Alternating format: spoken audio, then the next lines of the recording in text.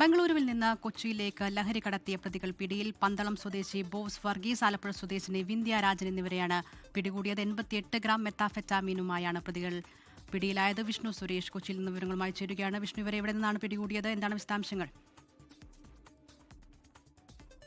കൊച്ചിയിലേക്ക് ബംഗളൂരുവിൽ നിന്ന് ലഹരി കടത്തുന്ന പ്രധാനപ്പെട്ട കണ്ണികളാണ് പിടിയിലായിട്ടുള്ളത്. പന്തളം സ്വദേശി ബോസ് വർഗീസ്, ആലപ്പുഴ സ്വദേശി വിന്ധ്യാരാജൻ, ഈ രണ്ടുപേരെയുമാണ് പിടികൂടിയത്.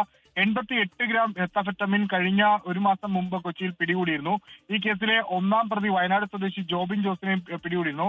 ഇയാളിൽ നിന്ന് ലഭിച്ച മൊഴിയുടെ അടിസ്ഥാനത്തിലാണ് ഇപ്പോൾ ഈ രണ്ടുപേരെയും അറസ്റ്റ് ചെയ്തിരിക്കുന്നത്.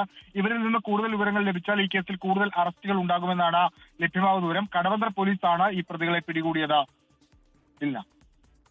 ലഹരി സംഘത്തെയാണ് ഇപ്പോൾ കൊച്ചിയിൽ പിടികൂടിയിരിക്കുന്നത്. വിഷ്ണു സുരേഷാണ് വാർത്തയുടെ വിശദാംശങ്ങൾ നൽകിയത്.